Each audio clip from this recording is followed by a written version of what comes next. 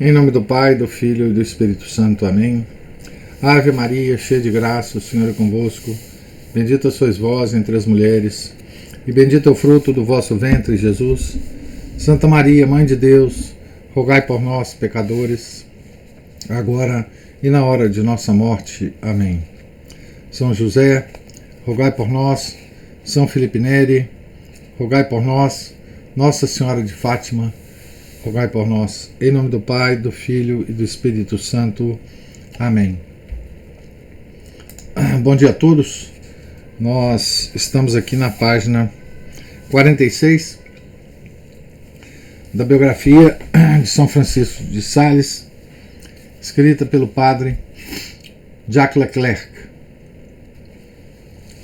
Estamos no último trecho da parte 3 desse capítulo. São Francisco de Sales é o homem de seu tempo. Contribuiu enormemente para a ciência ascética e seu século era capaz de apreciar esse trabalho. Não conheceu o pior dos perigos que corria a Igreja e assim não pôde nem pensar em detê-lo. Seria injusto censurar o santo, uma vez que ninguém poderia prever a situação. Mas se, por uma intuição genial, ele a pressentisse, sem dúvida não o teriam compreendido e teria ficado como um dos precursores sem influência sobre sua época, relembrados 2 ou 3 séculos depois, apenas para se constatar que foram bons profetas. São Francisco de Sales é doutor da perfeição. Possui o verdadeiro método do progresso espiritual.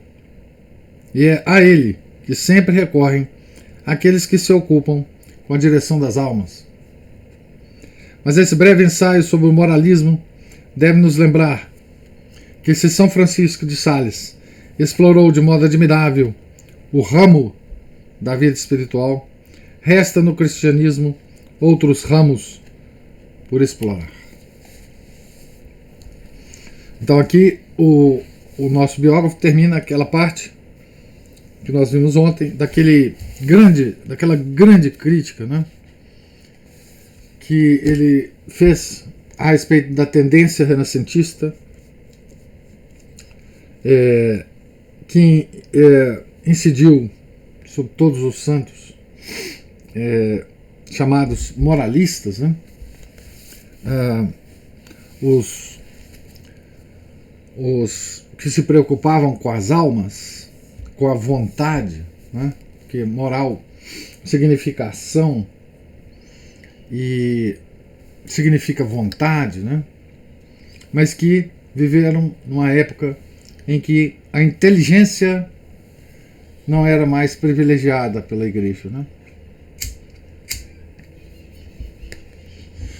A mente não era mais alimentada, não é? E qual que ele diz aqui, né? Que o nosso santo não conheceu o pior dos perigos que corria a Igreja e assim não pôde nem pensar em detê-lo. E qual é o pior perigo, né? Ele diz aqui, numa parte que eu já li ontem, né? O cristianismo é uma doutrina cósmica que projeta uma luz particular sobre o universo inteiro e orienta toda a vida do homem. Além disso, existem formas de se atacar o cristianismo sem pronunciar o nome de Cristo, sem se ocupar da Igreja ou da revelação, e sim fazendo uso da astronomia, da matemática, da botânica, da geografia, da história, da política, da filosofia. Então aqui há a guerra que os nossos inimigos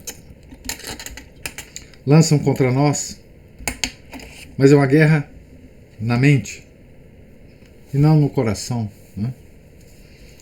E sem pronunciar o nome de Cristo, sem pronunciar o nome de Cristo e sem se ocupar da Igreja e da revelação, né? certo? Essa foi a guerra que não foi lutada por São Francisco de Sales e por nenhum desses santos, né, da Renascença para cá, porque simplesmente ele não percebeu. Ninguém percebeu, né? E talvez tenha sido vontade de Deus, né?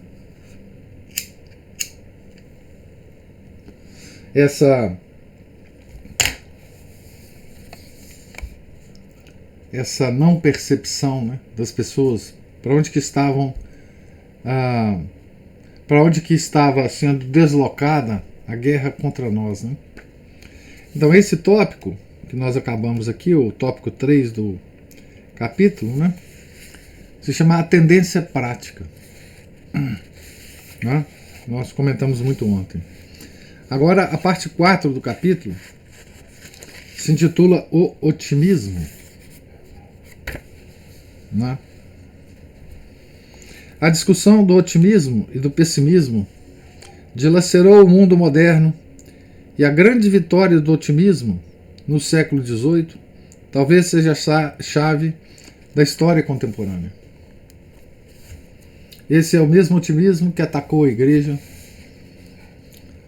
terrivelmente, né, no Concílio Vaticano II, né? Mas aí já é uma outra história. O homem nasceu profundamente corrompido, ou ao contrário, possui uma... Isso é uma pergunta, né? O homem nasceu profundamente corrompido, ou ao contrário, possui uma atração natural ao bem, apenas aguardando que se manifeste? O protestantismo de Lutero e de Calvino alega com tom amargo a corrupção da natureza. Com os jansenistas, a controvérsia entra na igreja com ressonância em todo o século XVII católico. O jansenismo é um calvinismo católico, ou, se quiserem, um catolicismo com sabor calvinista, uma heresia, não é? Uma heresia. E nós vimos, quando a gente falava da Revolução Francesa, né, como que o calvinismo preparou o terreno no século XVII para a preparação para a Revolução Francesa, né?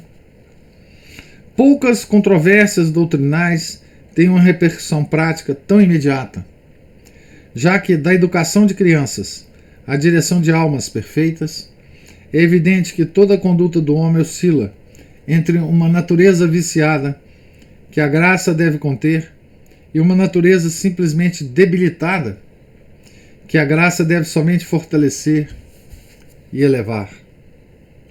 Em oposição ao otimismo teológico em oposição ao pessimismo teológico dos protestantes e jansenistas, o otimismo floresce no humanismo renascentista. Trata-se de um otimismo naturalista, inspirado no pensamento grego, naquele otimismo platônico que quase confunde a sabedoria com a ciência e faz dessa sabedoria a mãe da virtude. A teologia católica ocupa um posto intermédio.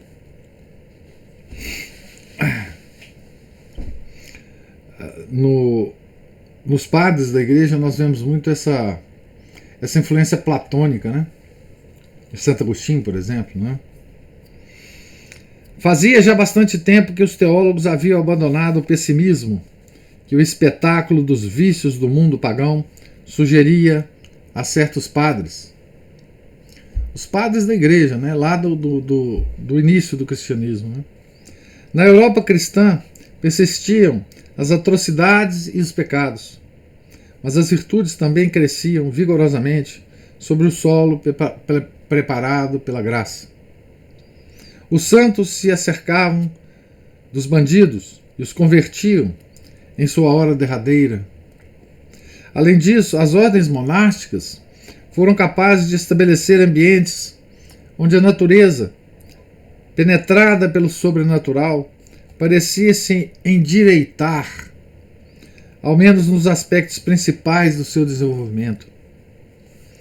Grandes admiradores dos gregos, discípulos de Aristóteles, os escolásticos não tiveram nenhuma dificuldade em reconhecer na natureza humana uma tendência natural ao bem, uma inclinação clara ao amor divino, amor ainda maior que a pessoa tem a si mesma, tendência cuja queda original impede o pleno desenvolvimento, mas que, embora reprimida pelo pecado, não foi destruída e faz do homem um candidato à graça.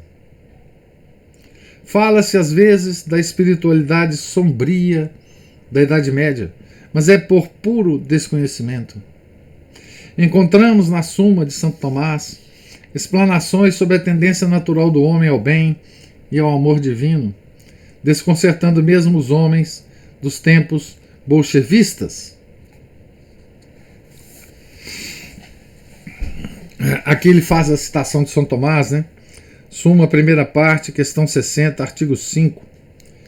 E Quod Libet, A8.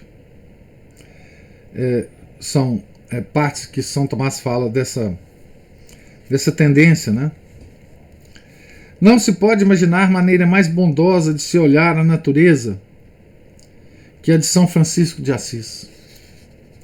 Se ao contrário, os moralistas práticos e pregadores prescrevem um ascetismo forte ou mesmo duro, é porque têm de lidar com temperamentos rudes. As paixões são violentas e, por conseguinte, a mortificação deve ser também.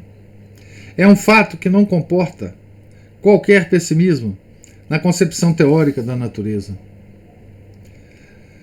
No entanto, o otimismo se acentua a partir do Renascimento, sob a influência externa do otimismo dos humanistas.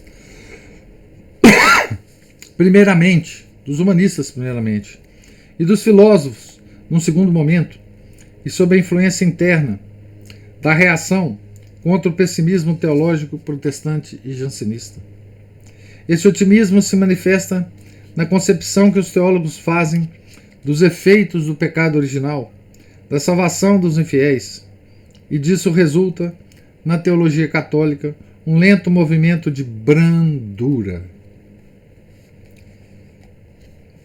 Aqui ele cita um dicionário teológico, né, de Vacant et Mangenot, né?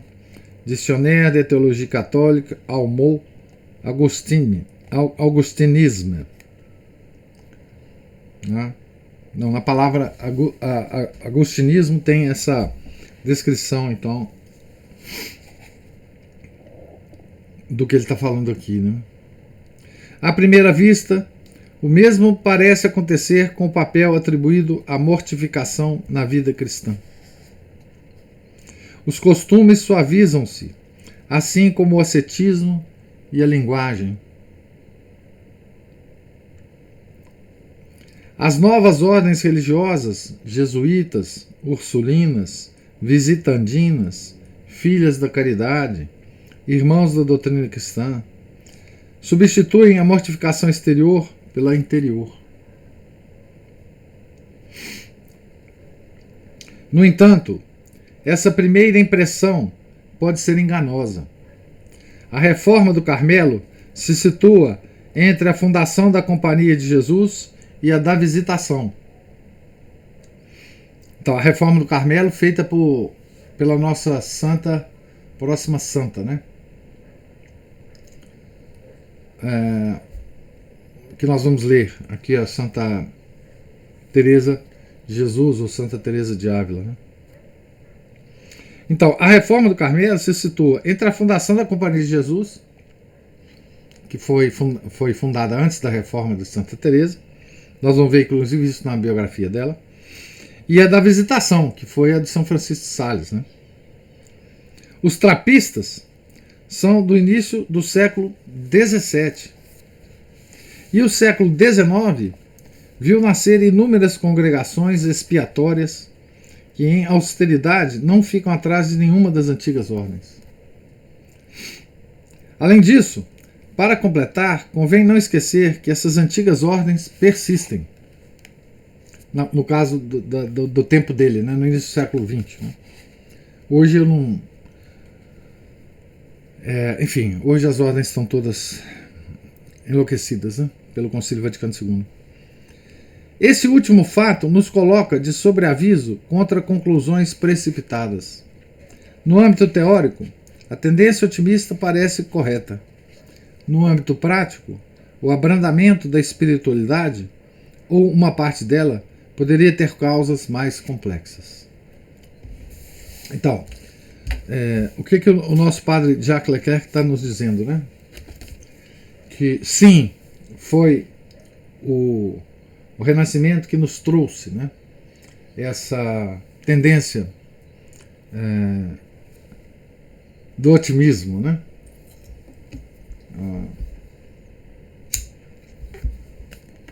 E trouxe para a igreja de fontes externas e internas, né? De fonte externa através do humanismo renascentista, né? Que tem as suas origens lá nos filósofos gregos, né? Digamos assim,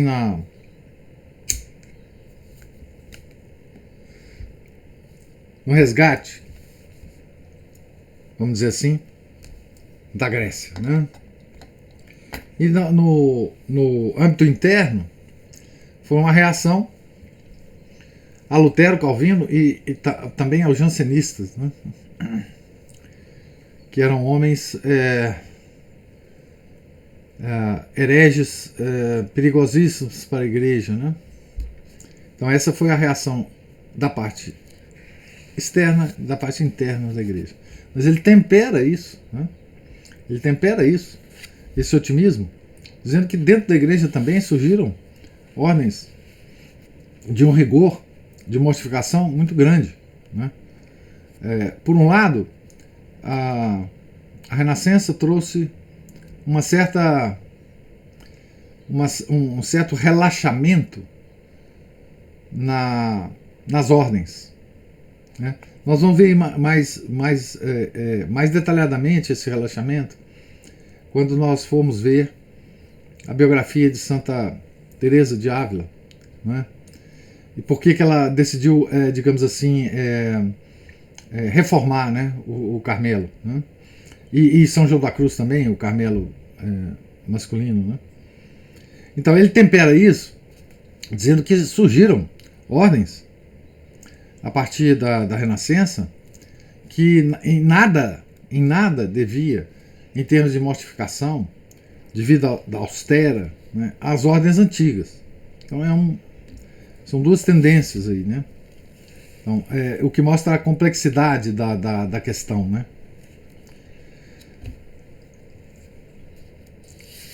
Aqui, partindo para o outro item, né, do capítulo. Que lugar São Francisco de Sales, doutor da perfeição cristã, ocupa nesse movimento do otimismo, né?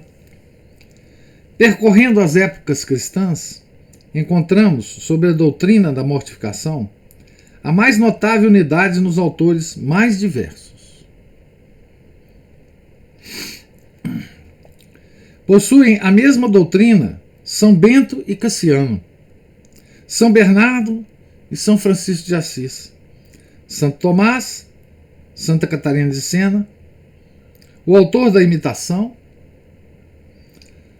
Santo Inácio, Santa Teresa, São Vicente de Paulo. As aplicações podem e devem diferenciar conforme as almas, às quais os autores se dirigem, mas os princípios são idênticos. Mesmo as ordens mais austeras, mesmo os santos que se massacram de maneira mais dura, seguem sempre os mesmos princípios pelo justo meio do ascetismo subordinado ao cultivo da alma, da austeridade fundamentada e calculada por um propósito que a torna meio e não fim. Aliás, Se essa austeridade, né, se tornar um fim, isso é obra do demônio. Né? Isso é obra do orgulho. Né? Se a pessoa fizer todas aquelas práticas austeras de mortificação, né, como um fim em si mesma, né? Enfim, isso é muito comum, esse alerta, né, dos grandes místicos. Né? É um meio e não um fim. Né? Ao mesmo tempo, até nos mais moderados, vigora a afirmação irredutível da necessidade da mortificação. São Francisco de Sales se identifica inteiramente com a tradição. Nenhuma das mortificações tradicionais lhes são estranhas. Disciplinas, silício, jejum, vigília. Atribui a todas um lugar na vida e faz do espírito da mortificação um dos sustentáculos da devoção. Não haveria nele, contudo, nada de inovador? O que se deve pensar de sua tão notável brandura, que lhe é característica e que repercute em toda a sua doutrina espiritual? Periodicamente surgem discussões sobre a candura de São Francisco. É acusado, pelos que não o apreciam, de ter enlanguecido o rigoroso espírito de mortificação da tradição cristã. Por outro lado, seus admiradores não têm dificuldades em citar muitos de seus textos onde recomenda a mortificação nos mesmos termos que seus predecessores. Além disso, pode-se acrescentar o testemunho de seus penitentes, como Santa Joana de Chantal, por exemplo, que declara ser ele o mais mortificado dos diretores. Convém distinguir entre a essência e a forma. Na forma, a doçura de São Francisco de Sales e seu estilo floreado podem lhe dar por vezes uma aparência como que apagada. Na essência, ninguém está mais convencido que se deve morrer para viver com Cristo, e ninguém mais explicitamente o repete. Há, entretanto, uma nota particular, expressa muito significativamente no capítulo da Introdução à Vida Devota, consagrado aos exercícios da mortificação exterior. Penso que, ao escrever nos dias atuais um capítulo sobre a mortificação dos sentidos, começaríamos por afirmar sua necessidade. São Francisco parece não pensar assim, e começa afirmando seu caráter acessório, antes de expor longamente que o desapego aos bens sensíveis, a indiferença a seu respeito, é bem mais importante que a mortificação. Existe aqui uma vontade evidente de reagir, afrontando algo que só pode ser a crença exagerada na eficácia da penitência corporal. Atualmente não há mais necessidade desse tipo de reação. Apesar de todos os autores ascéticos católicos ressaltarem que a penitência do corpo não é nada sem a penitência do coração, penitência do coração significa penitência da vontade, né? Ensinamento já presente nos profetas do Antigo Testamento. Apesar de todos limitarem a penitência a seu papel educador, guia do corpo para submetê-lo à alma, acredito que São Francisco, no entanto, possa ser considerado como um especial promotor dessa doutrina, que é explicado pelo público ao que se dirigia. A introdução à vida devota é escrito especialmente à gente do mundo, aos leigos, como se costuma dizer. Além disso, na sua atividade apostólica, a predileção do santo tendia a essas pessoas de compleição frágil, incapazes de suportar as duras macerações das antigas ordens, desejosas, contudo, de verdadeira santidade, e para elas fundou a sua ordem da visitação, nós vamos ver depois ainda aqui nessa biografia, né, como que ele trata essa questão da mortificação na ordem da visitação, né, no documento de fundação da ordem, né, na regra da ordem. À exceção das visitandinas, os religiosos e as religiosas não têm um lugar muito expressivo em sua correspondência, e nem mesmo em seus sermões. Então, ele nunca foi... ele nunca trocou correspondência, né, com religiosos e religiosas, ou muito raramente, mas com leigos. A não ser as suas filhas da ordem da visitação, né? Nada disso era novidade. Já fazia 50 anos que os jesuítas trabalhavam para difundir a oração entre os leigos piedosos. E na correspondência de Santa Teresa encontram-se diversas cartas com esse mesmo propósito. São Francisco de Sales seguiu essa corrente, fixando aí sua doutrina com extraordinária segurança e orientando nesse sentido o pleno conhecimento de sua ação. Aqui, quando ele fala, né, difundir entre os leigos, né, a oração, entre os leigos piedosos a oração, essa oração aqui é a oração mental, né, que ganhou um corpo muito grande na Renascença, né, um corpo, digamos assim, de explicação, né. Santa Teresa escreve páginas e páginas sobre a oração mental, né, sobre os graus de oração, né. Quando fala graus de oração, é graus de oração mental, né? Como que a oração mental vai evoluindo, né? Como que aquele praticante da oração mental vai evoluindo na oração, né? Os vários graus, né? Ela distingue 4 graus, né? A teologia mística é mais ou menos proveniente dela de São João da Cruz, de Santo Inácio de Loyola, né? O que mais acrescentar? Poderia ser recordado tudo o que se disse no primeiro capítulo. Tudo o que faz São Francisco de Sales lançar ao mundo um olhar benévolo. O humanismo no qual está inserido. A estima por tudo que é humano. O gosto pela cultura do espírito e por tudo o que é belo.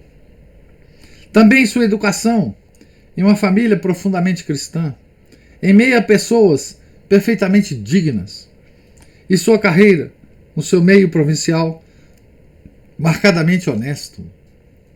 Existem ambientes tranquilos onde o homem parece naturalmente bom e onde a urgência imperiosa da luta não se manifesta.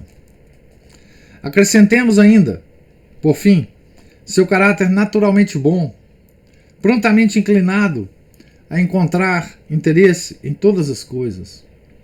O conjunto contribui para formar uma personalidade eminentemente benévola. Mas o espírito benevolente, essa é uma pergunta, mas o espírito benevolente identifica-se com o otimismo?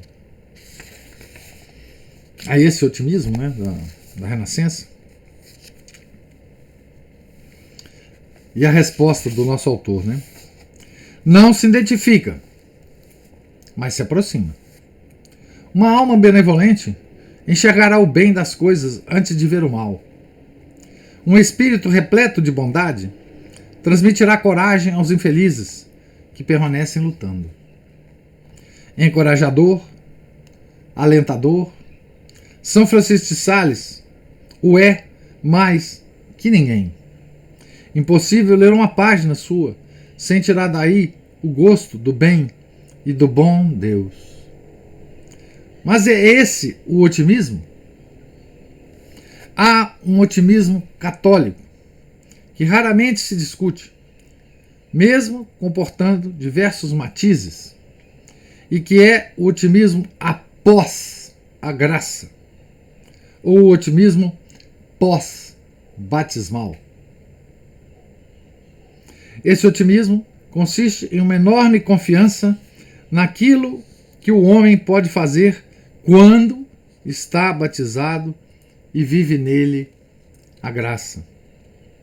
Esse otimismo é o fundamento da revelação, que nos ensina o caminho da salvação e se apoia no amor divino. Adapta-se também a todas as opiniões teológicas ortodoxas sobre a natureza do homem e os efeitos do pecado original. Será que existe em São Francisco de Sales ainda outro otimismo teórico, podendo-se descobrir uma doutrina específica sobre a natureza sem a graça? Penso que não. São Francisco escreveu exclusivamente para e sobre almas em estado de graça. A questão de maior ou menor decadência da natureza não era contemplada como objeto imediato de seus estudos, e sabemos quão pouco o atraía a pura especulação. Quando aborda a questão do pecado original, reproduz a doutrina comum de outros pregadores e autores espirituais acerca da impotência do homem para a aquisição da virtude sem a ajuda divina. Uma vez mais, encontra-se na linha da tradição católica. Pelo pecado original, o homem perdeu sua primitiva perfeição, sem que sua natureza fosse, no entanto, radicalmente corrompida. São Francisco de Sales conserva-se à distância do naturalismo otimista dos filósofos gregos ou dos humanistas paganizados, assim como do teologismo pessimista dos protestantes e jansenistas. Aqui, a palavra chave disso aqui, né, é... Deixa eu ver se eu acho ela aqui.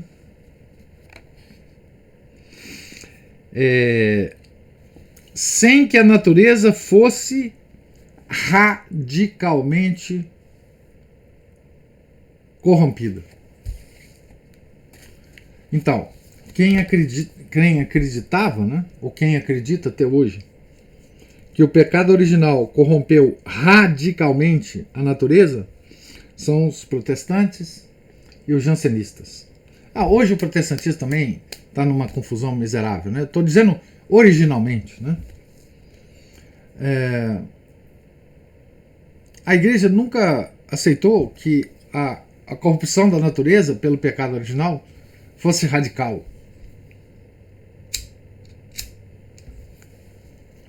Mesmo no nível então da natureza, o homem em queda, ele não tem a sua natureza completamente corrompida.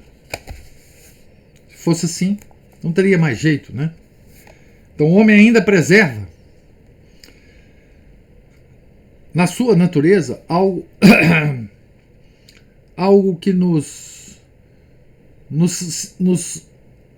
refere ao Jardim do Éden. É isso que ele está dizendo aqui, né? Então, é o que ele fala, né? São Francisco de Sales conserva-se à distância do naturalismo otimista dos filósofos gregos, que é aquele que desconhece o pecado original, né? Que é o otimismo, enfim, que é o otimismo pagão, né? Que nós vemos hoje, né? Então, essa é uma posição: desconhecimento do pecado original, a natureza do homem não foi atingida por nada, é assim mesmo e tal. Essa é uma posição. E a outra posição, em relação à qual São Francisco de Sales também se conserva a uma certa distância, é do pessimismo teológico dos protestantes e jansenistas, né? Mas o homem é, segundo a expressão dos teólogos, vulneratus in naturalibus, ou simplesmente spoliatus gratuitis, e outras posições ortodoxas. Isso é uma pergunta, né? Mas o homem é, pergunta, segundo a expressão dos teólogos, vulneratus in naturalibus, ou simplesmente spoliatus gratuitis. uma e outra posições ortodoxas, naturalmente vulnerável, né, na sua natureza, né, não parece que São Francisco de Sales tenha julgado necessário tomar partido. E quando um de seus biógrafos modernos quer nos convencer que o santo adotou a tese otimista, só é capaz de mencionar textos de Bellarmino, acrescentando que São Francisco é seu discípulo. Um teólogo moderno aqui, ele cita, aqui na nota 15, que é o Vincent, obra citada, página 81. A piedade, bom, esse é o item, né, que nós acabamos de ler do capítulo sobre o otimismo. Agora eu vou só iniciar, antes de terminar a leitura, para deixar espaço para comentários, né? O item 5, a piedade salesiana. São Francisco de Sales desempenhou um papel considerável no desenvolvimento da piedade católica. Papel que convém precisar e confrontar com as novas tendências que surgiram na piedade do nosso tempo. Isso é importantíssimo, esse tópico aqui, tá? Que nós vamos desenvolver mais amanhã. Aqui tem uma nota dizendo: ver o segundo volume, A Invasão Mística, que trata do tempo de São Francisco de Sales. Entretanto, estudando sua influência, suas ações, o que fez e o que deixou de fazer, sua atitude frente a diversas formas de piedade, teremos condições de julgar o que devemos ou não procurar nele. Então, termino aqui essa leitura de hoje, lembrando o seguinte, né? Que esse livro, essa primeira parte desse livro do Jacques Leclerc, do padre Jacques Leclerc, ele próprio dá um título a esse livro, essa primeira parte, né? Que é um título que ele diria que ele consideraria mais adequado, né? Que é o que procurar e o que não procurar em São Francisco de Sales. Então nós estamos nessa nota aqui, nesse primeiro livro, né? O segundo livro, a segunda parte desse livro, né, trata da visitação. Tá? Então essa é uma outra parte que extraordinária também, mas que é radicalmente diferente dessa primeira parte. Né? Certo? Essa primeira parte é o que devemos ou não devemos procurar em São Francisco de Sales. Né? Tá certo? Então queria ouvir agora, se houver, as considerações e observações de vocês sobre a nossa leitura de hoje. Eu estou aqui na página 53 do livro.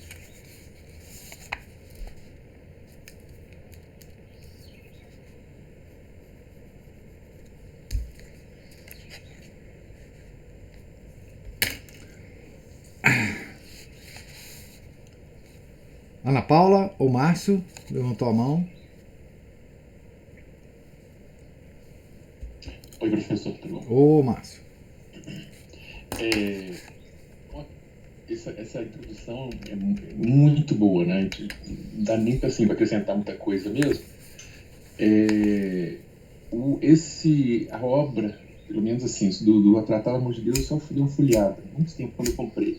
A Filoteia é simplesmente excelente, muito suave, é bem esse espírito dele, nessa suavidade, né? E ele usa, segundo aí o autor, né, esse otimismo, ele praticamente, vamos dizer assim, que ele ordena ou reordena aquilo que ele deveria, né, ser. Não, talvez a gente nem desse exatamente o nome de otimismo a isso, né? Mas ele consegue usar isso de uma forma muito boa para conduzir as almas, né? E a impressão que dá em certas colocações dele na própria Filoteia, né? Como se ele estivesse conduzindo assim como ele pegou assim, essas senhoras e criou a ordem, né, da visitação, seria assim, vamos dizer assim, próprio para uma senhora, uma senhorita devota, mas que claro que serve para muitos de nós.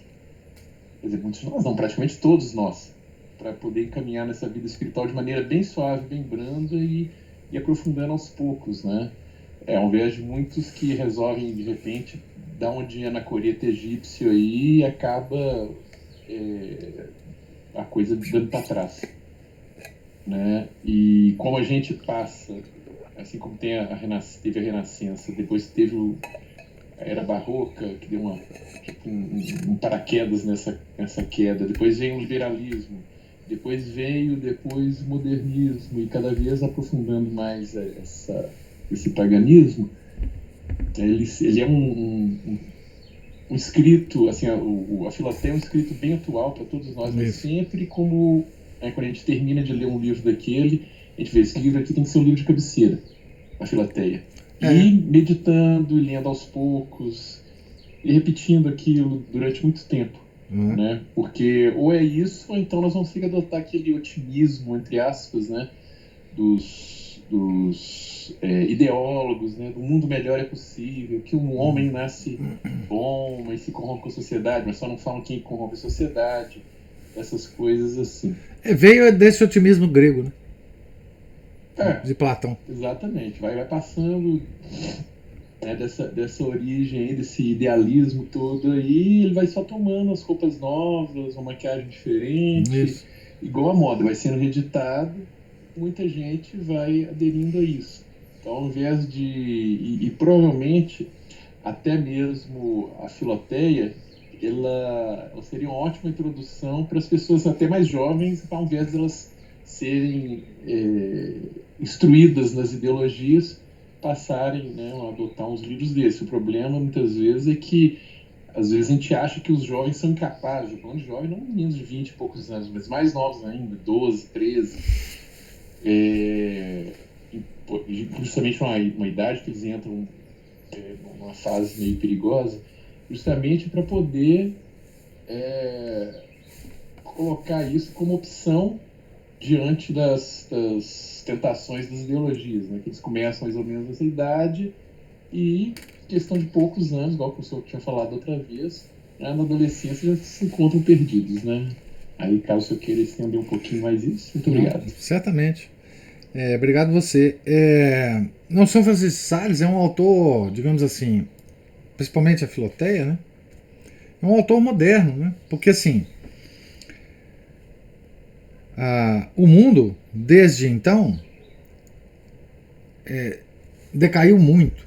E eu costumo dizer que nós estamos fazendo uma experiência hoje se o abismo tem fundo, né? Porque nós estamos caindo, e não encontramos ainda o fundo, não sei se vamos encontrar.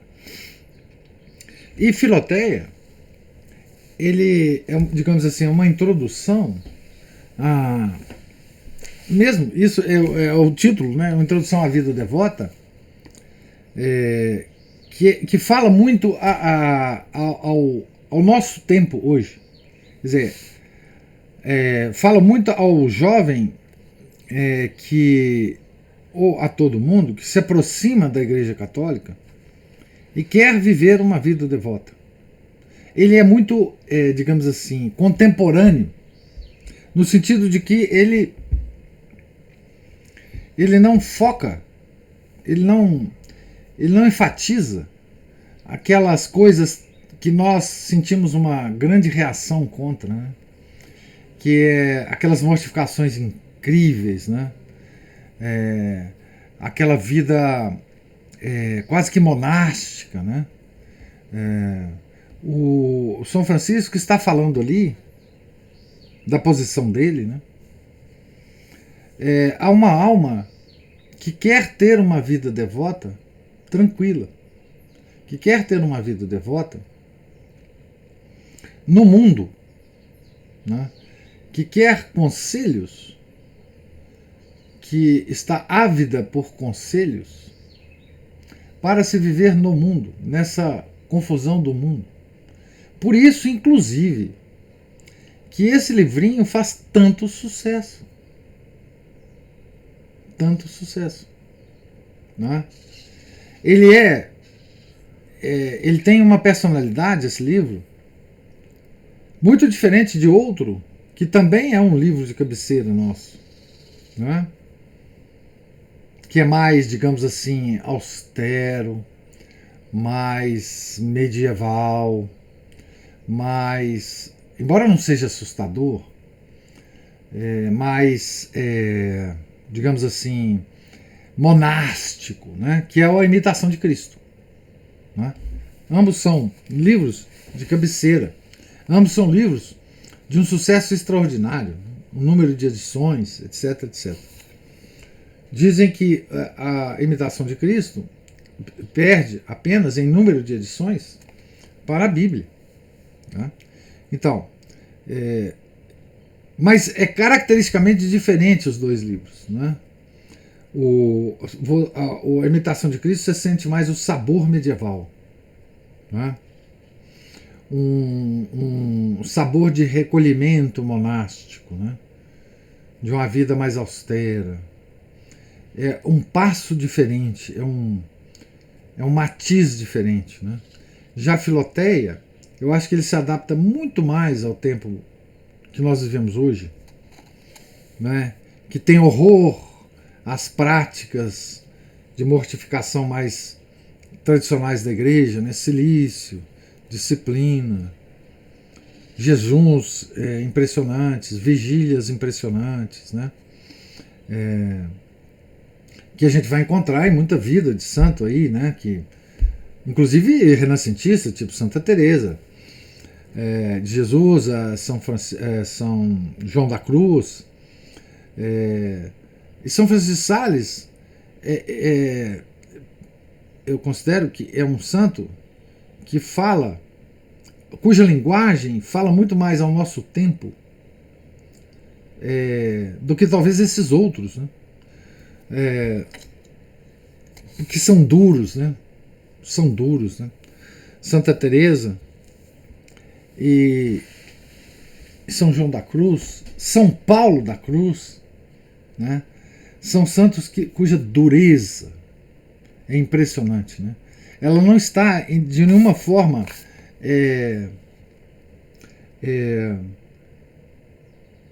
em ressonância com o nosso tempo. Então, nesse sentido, Filoteia é um ótimo livro para o desenvolvimento de uma vida devota atual. Né? Atual.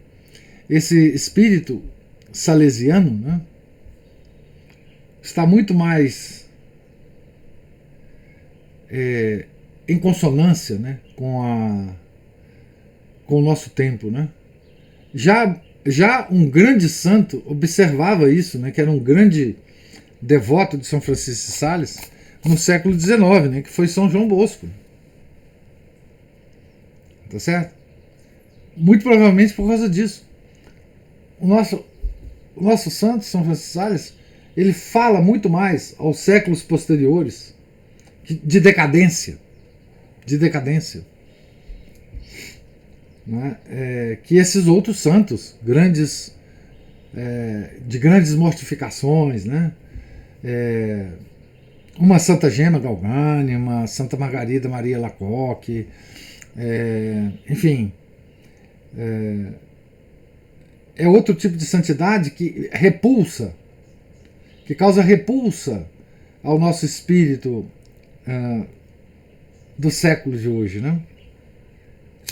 Mas não São Francisco. São Francisco é suave, né?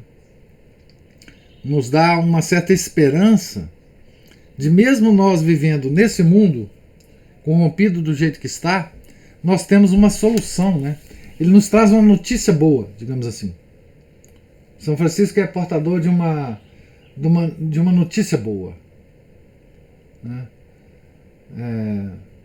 De uma forma de vida piedosa que não causa tanta repulsa assim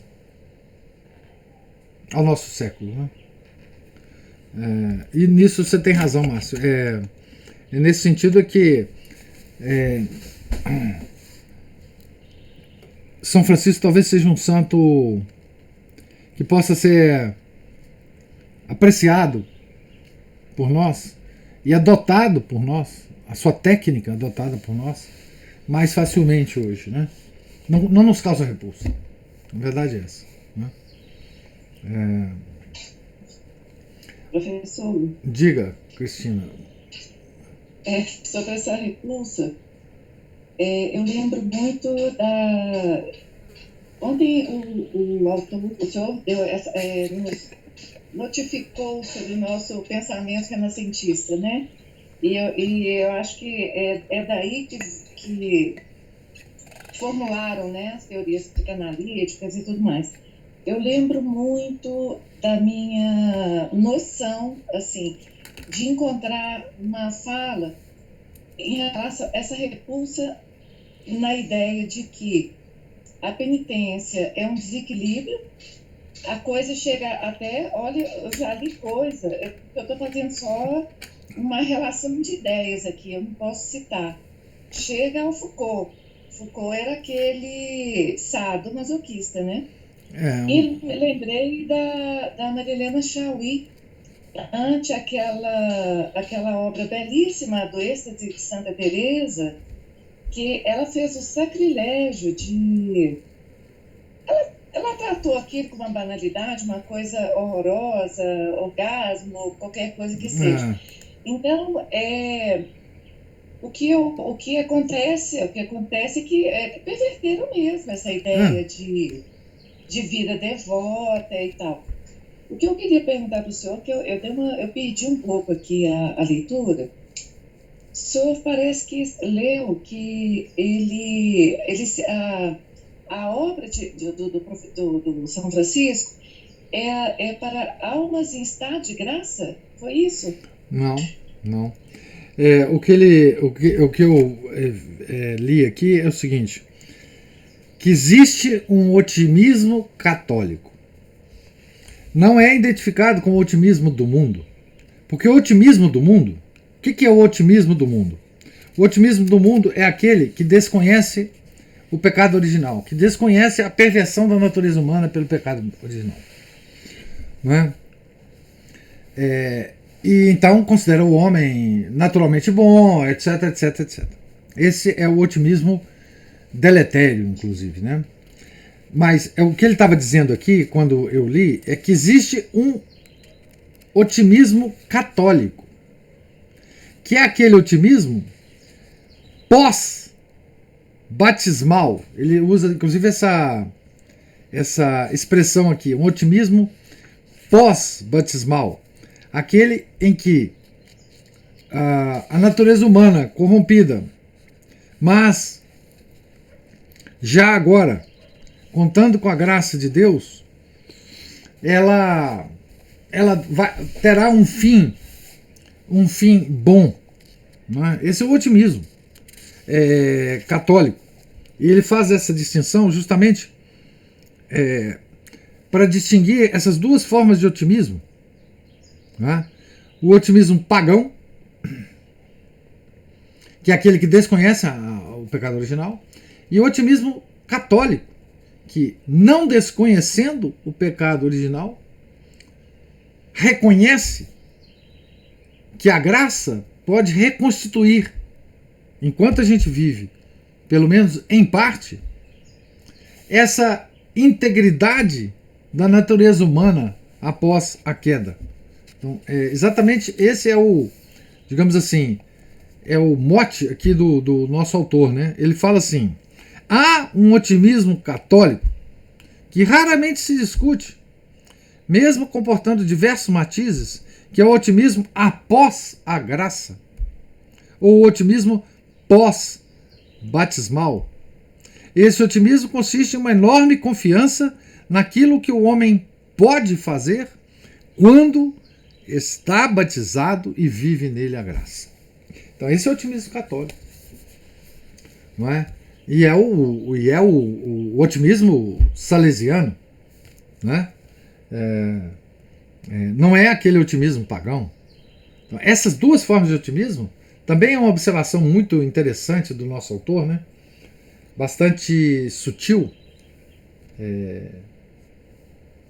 Mas é isso que se fala aqui, Cristina. Não é. Enfim, nós temos fundamento para estarmos otimistas, nós católicos, alegres, né? É um pouco contraditório isso, né? Paradoxal, que ao mesmo tempo que nós sabemos da nossa natureza corrompida, que nós sabemos que com essa natureza corrompida nada podemos, ainda assim estamos alegres, imbuídos de um otimismo pós-batismal, porque a gente sabe que a graça pode curar essa ferida do pecado original, né? Isso está na base da nossa religião, né? Na base do otimismo católico, né? Da alegria católica, né? Nós sabemos que pecamos cotidianamente, mas nós sabemos que nós temos a cura para esse pecado, que é a reconstituição da graça através do sacramento da confissão, né? Agora, você mencionou aí essa tendência é curioso, porque você consegue, Cristina, coisas incríveis, porque você consegue misturar na nossa leitura de São Francisco Foucault e Marilene Chauí. Isso é sensacional. Eu te dou os parabéns, porque assim, é difícil. Mas veja, essa deturpação de Santa Teresa já começou no início, lá enquanto ela estava viva. Nós vamos ver isso, essa deturpação das visões dela, esse caráter sexual, sensual. Eles colocam isso tudo para o senhor ter uma noção mínima da qualidade das minhas leituras na adolescência. Eu tive em mãos isso muito novo, o relatório, aquele relatório Haidt. Tá aqui. Eu tenho ele, inclusive eu guardo ele, Cristina, para lembrar o que eu fui. Diz o Renato que é da sessão de proibidos aqui de casa. Isso, também está na sessão. Eu nem sei onde ele está, mas eu tenho ele aqui. Mas aqui, essa literatura, Em Busca do Homem Sensível, da Dais Nin, Se Me Deixam Falar, da Mitila Tchumwara, não sei se o senhor chegou a ver. Não, essa não. Porque Veias Abertas da América Latina, sim. Bobagem. Não, Era isso bobagem a minha dúvida. Claro, que a gente lê essas bobagens. Mas realmente chegava em casa muito através da minha irmã. O Muro, de Apossarte, aquelas coisas todas. Agora, eu vou dizer para o senhor uma coisa que eu não sei explicar, mas isso tudo foi um antídoto para mim, porque eu conseguia ver a loucura desse povo. Eu conseguia. Porque você tem um limite. Quando você está fazendo sua vida, digamos, de ideias, né? Quando você é nova e está fazendo sua vida de ideias, aquele substrato de formação de sanidade. E ontem eu vi a aula atrasada, eu achei sensacional aquela aula de ontem mesmo. Você tem um limite de crença que a gente não explica, não consegue explicar, não consegue apontar erros, né? Mas quando eu li aquela coisa toda, eu falava assim, gente, mas isso é tão contra o que diz a igreja, isso é tão contra o que diz a Bíblia, isso é tão contra... Você fala, olha, tem alguma coisa errada aí. E realmente tem. Agora, que essa perversão da vida mística chegou num nível impossível, chegou, sabe? E ontem, professor, só aquela aula de ontem foi espetacular, sensacional. Eu não quero voltar muito, mas eu fiquei com essa busca dentro de mim de sanidade medieval, porque o começo da aula as primeiras partes da leitura, isso fica muito claro, né? Quando a gente fala da Idade Média e as pessoas acham que, né, os grandes críticos, a gente vive sendo criticado, os tradicionalistas sendo criticado, debochado e tudo mais, acha que você quer voltar à prática do martelo. Não, não é isso. O que a gente busca é uma vida em que a revelação seja o centro da nossa vida. Isso. Mas a gente nem sabe fazer isso. Não. Eu falei com o senhor, não sabia nem lidar com a filoteia. Não. Mas é isso, pessoal. Já falei demais. Isso mesmo. Obrigado, Cristina. Mas a Ana Paula, o Márcio levantou a mão aí.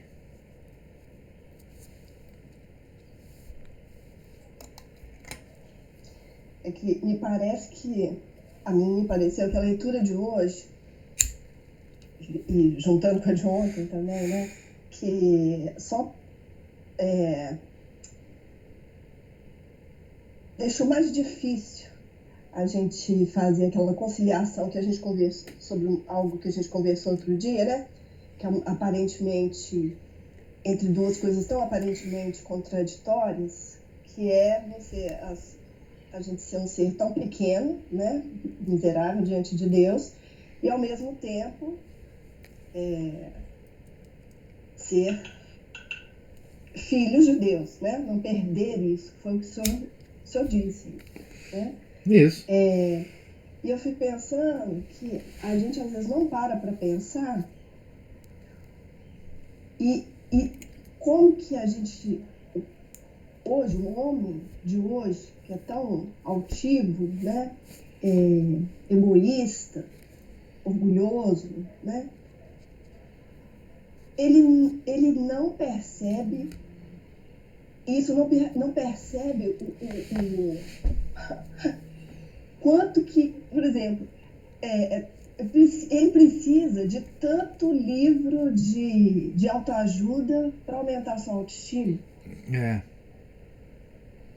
Exatamente. É como que dentro de uma pessoa que, já que ela é tão boa, que ela, né, o orgulho, que ela é tão, eu mereço tal coisa, eu mereço ser tratado de tal maneira pelo mundo, esse discurso é um discurso que é contraditório mesmo com o fato de que ele precisa de tanta, né, de tanta autoajuda, tanto livro lá para tanta autoestima, melhorar tanta psicanálise, tanta psicanálise. Se ele tem uma autoestima tão elevada, ele não precisaria disso. Se ele fosse tão perfeito, né? Sim. E a gente não percebe isso, né, professor? Pois então, eu acho, Ana Paula, que a chave entre o ser verme e ao mesmo tempo ter a altitude de filhos de Deus é exatamente a consideração católica de que a nossa natureza foi impactada terrivelmente pelo pecado original. Então, nós, pelo pecado original, a única capacidade que nós temos é pecar. Então, nesse sentido, nós somos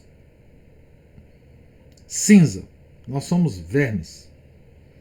Mas aonde que está a outra parte disso? A outra parte disso está no nosso Redentor. Está na nossa redenção que aconteceu e que através dela nós nos tornamos filhos de Deus. Foi a expressão que você usou. Esse verme, cuja natureza está ferida, esse verme que é o ápice da criação, que foi criado para comandar a natureza, ele foi ferido. Mas ele também foi resgatado. Essa é a grande base do otimismo católico. Ele foi resgatado. Essa ferida dentro dele tem cura. E através dessa cura, nós nos aproximamos, não totalmente na nossa vida aqui na Terra, mas nós nos aproximamos muito daquele ser perfeito que foi criado por Deus nas pessoas de Adão e Eva. Porque Nosso Senhor veio nos resgatar pela graça, ou veio nos curar pela graça dessa grande ferida que foi o pecado original, né? Então, a chave do entendimento desse verme de um lado e dessa ápice da criação, e senhor da gleba do rei, né, é exatamente isso. É a redenção, é a cruz, né? Hoje nós comemoramos, né, a exaltação da Santa Cruz. Então, esse é o centro do nosso otimismo. E isso é tão paradoxal para o mundo moderno, você falar assim, o otimismo do verdadeiro católico, ele tem por base a cruz de Nosso Senhor e a cruz nossa nesse mundo. O povo enlouquece, porque o mundo moderno já não entende mais isso. Não só o mundo moderno, né? Lembramos de São Paulo, né? Que São Paulo dizia que a cruz de Nosso Senhor é escândalo para os pagãos, e continua sendo escândalo para os pagãos, porque nós não compreendemos esse significado da cruz. A cruz é a nossa única forma de sermos otimistas. No sofrimento cotidiano nosso, né? Se ele for sofrido, né,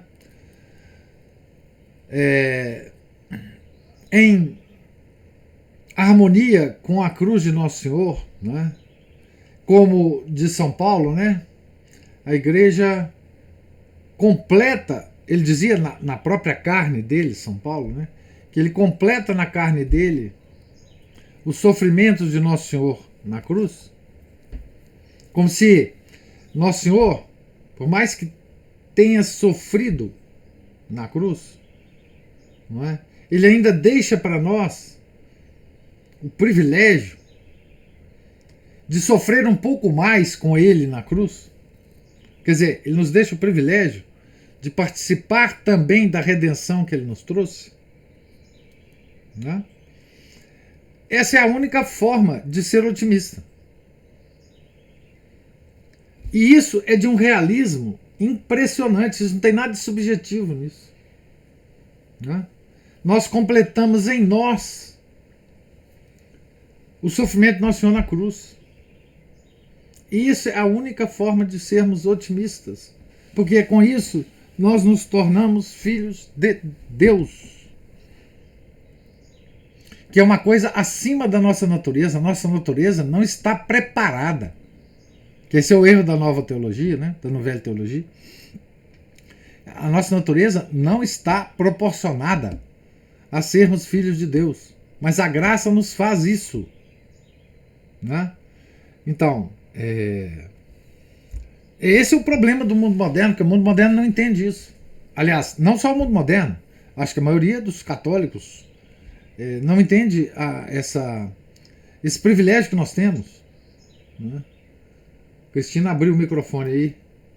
É muito interessante a Ana Paula falar em autoajuda, porque mais um ataque, né? Não bastasse o ataque à penitência, né, e ao êxtase, a proximidade da beleza, do êxtase, que você tá se sentir próximo de Deus, mas esse ataque ao sofrimento, porque hoje nós não podemos sofrer, e a autoajuda faz isso, não é?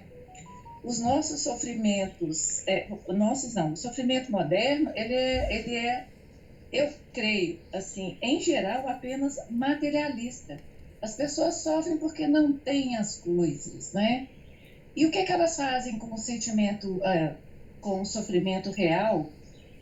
Eu acho que assim, o mundo moderno chegou num ponto que ele não sofre pelas coisas devidas. Olha, professor, a perversão foi muito grande, viu? Uhum. Ontem, quando o autor fala da astronomia, isso se desdobrou em camadas muito profundas, né? Quando ele fala da astronomia, cosmovisão, ele fala do mundo das ideias, vamos dizer assim, da explicação da racionalidade das coisas externas. Isso. Mas internamente, num nível muito profundo, isso também está acontecendo. E é muito interessante, a Ana Paula trouxe esse aspecto aí da autoajuda. Autoajuda olha, se você está sofrendo, você não é normal, então para com isso. Isso. Muito bem. A psicanálise também é a mesma coisa. O mundo hoje, ele aborrece. A psicanálise é a mãe disso. A psicanálise é a mãe. Eu só penso bem, assim, eu trouxe aqui essa literatura, como diz, livro proibido, porque isso isso sempre, eu acho que desde o Renascimento, toda essa composição literária, de estudo, esses filósofos de quinta categoria, né, professor? Porque eu falo que acho que Voltaire, Descartes, o próprio Kant, eles inauguram o quinto escalão da filosofia, terceiro, quarto, quinto escalão da filosofia. Mas, na verdade, essas pessoas comandam a modernidade. Comandam em tudo. Em tudo. Outro dia, não vou nem ficar falando, professor, porque eu fico fazendo essas analogias assim e sem explicar muito, porque são coisas que eu ouvi aqui e ali, sabe? É isso. Muito bom. É isso mesmo. Nós perdemos a noção do fundamento da nossa religião, né? Enfim, e hoje nós não conseguimos tratar com os problemas do mundo moderno porque nós não conhecemos a nossa religião. Eu volto a afirmar aqui, né, uma frase que o Chesterton dizia: a Igreja Católica, sendo uma religião cósmica, ela tem solução para todos os problemas, passados, presentes e futuros. Nós não precisamos procurar em lugar nenhum a solução desses problemas, de qualquer problema do homem. Então, isso nós esquecemos. Nós hoje procuramos solução de nossos problemas em outros lugares, mas não na nossa própria religião. A nossa religião é integral, cósmica, universal. Tá certo? A Ana Paula ou o Márcio levantou a mão aí. É que você falou a palavra realidade, e eu fiquei pensando que tudo hoje colabora para nos tirar da realidade, né? Subjetivo. Nos distrair da realidade. Então, a televisão, os divertimentos, né? É lógico, é porque a gente... Eu não estou falando aqui que a gente não tem que se divertir, eu estou falando que a gente tem que... O antídoto era pôr o pé na realidade mesmo, né? Tanto o Márcio falando aqui de... não pode ficar triste, né? Então toma aqui um remédio, você não pode ficar assim, né? Vamos tirar você disso. Então, é porque tirar a gente da realidade. O senhor fala muito da confusão, né? Confusão. Em que nós estamos inseridos. Então, o que a gente precisa, talvez, o antídoto fosse, né? Mesmo a gente encarar a nossa realidade. Aquela que Deus quer que a gente viva. Isso. Simplesmente isso, né? Mas tudo colabora contra. Então a gente vê que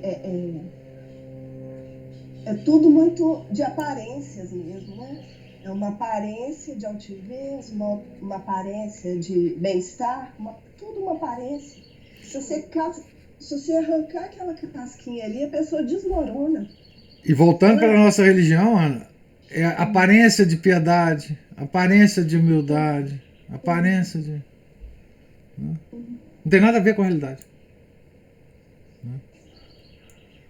Eu fico vendo lá no meu trabalho, né, onde eu trabalhava, eu fico tendo notícias de pessoas que precisam fazer um curso para aposentar, Isso, tem isso para agora. aguentar a aposentadoria. É, tem isso agora. Né? O que ela vai fazer? E agora? O É. que você vai fazer? É, Entendeu? Depois disso. Porque a pessoa se identifica tanto com aquela aparência ali. Quem é você? Eu sou a dentista, É. eu sou... a profissão. Né, Eu sou a profissão. E aí, a gente já conversou disso aqui também, né? Que a pessoa... Então, assim, são só as aparências. Isso. A gente tem que estar mais atento para isso, né? É. Olhar o que está debaixo da aparência, que é a nossa realidade. Né? Muito bem observado. Muito bem observado. É isso mesmo. Nós vivemos um mundo subjetivo. Diga, Cristina.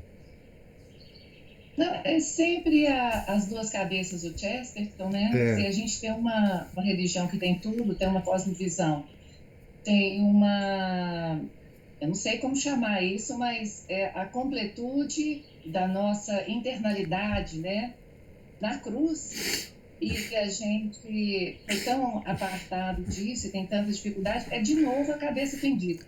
Mas, pessoal, eu não consigo não ficar aqui numa felicidade muito grande, a Ana Paula tocar nesse ponto da curso para aposentar. Pelo amor de Deus, é isso. É esse drama que a gente vive, olha que drama mais inútil. Eu lembro dele perfeitamente. Eu tenho colegas que não conseguem aposentar, ficam lá na universidade como professor, não sei das quantas, mas eles aposentam e ficam lá, né? É uma terrível. Mas a Raíssa coloca aqui uma coisa muito, muito interessante. Ela diz assim: e alguns sofrem por você sem você mesmo estar sofrendo. Digo diretamente sobre a questão dos meus filhos, de muitos filhos. Olham pra gente com sofrimento e dor. Enxergam como enorme problema o trabalho, entre aspas, que temos com os filhos, né? É verdade. Quer dizer, eles olham assim: nossa, coitadinha dessa moça. Ela não vai dar conta. Olha quantos filhos ela tem, né? Isso é muito comum, né? Hoje em dia. Muito, muito, muito comum.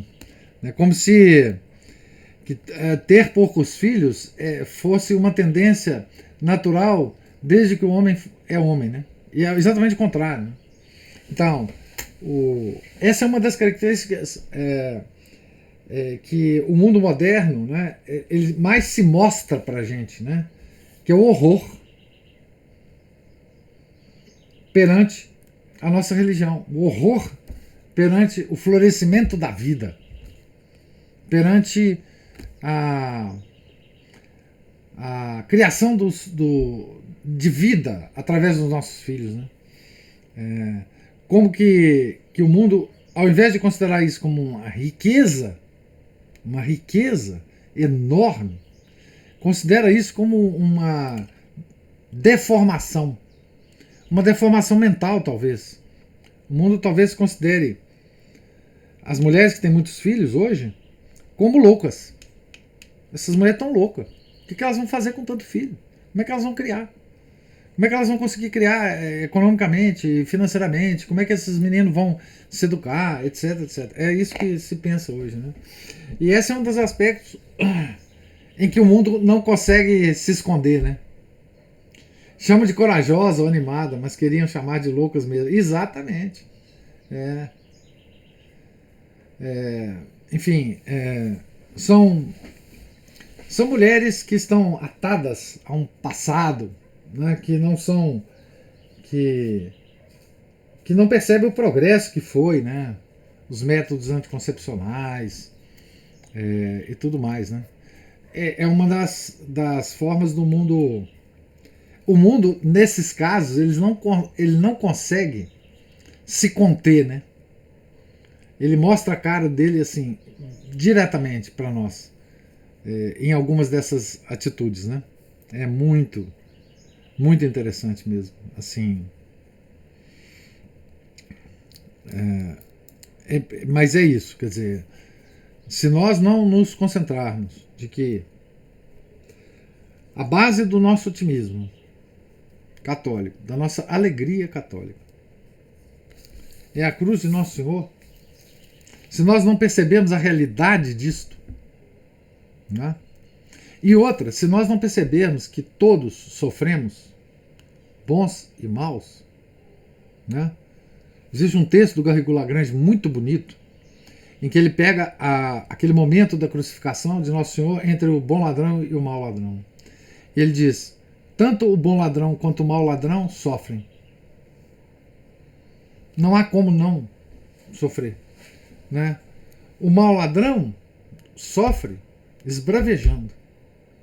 O bom ladrão sofre entregando aquele sofrimento a Nosso Senhor Jesus Cristo, admitindo em palavras que ele sim merecia a crucificação, porque ele era um fora da lei, mas não aquele homem que estava do lado dele.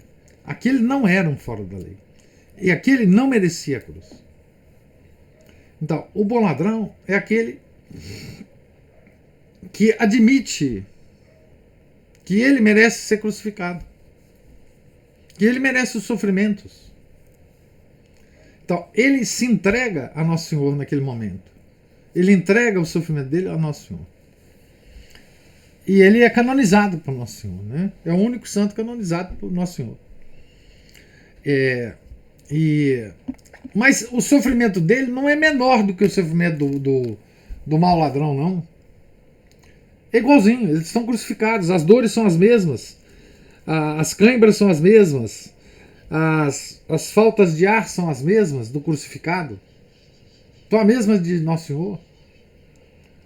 Mas um é aquele, um se entrega a Nosso Senhor, o outro se esbraveja. O mundo moderno está esbravejando. O mundo moderno é o mau ladrão, né? E nós temos que resgatar, no máximo sermos o bom ladrão, São Dimas. Eu sempre rezo a São Dimas, porque o que eu considero, pessoalmente, é que o máximo que eu posso ser na vida é o bom ladrão, né?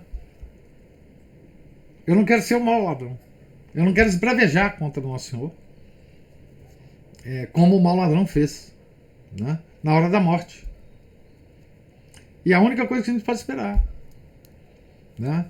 É unir a nossa dor à dor de Nosso Senhor na cruz. Essa é a base de toda a nossa alegria, de toda a nossa esperança, de todo o nosso otimismo. E esse otimismo que é diferente do otimismo do mundo, né? Fundamentalmente diferente do otimismo do mundo.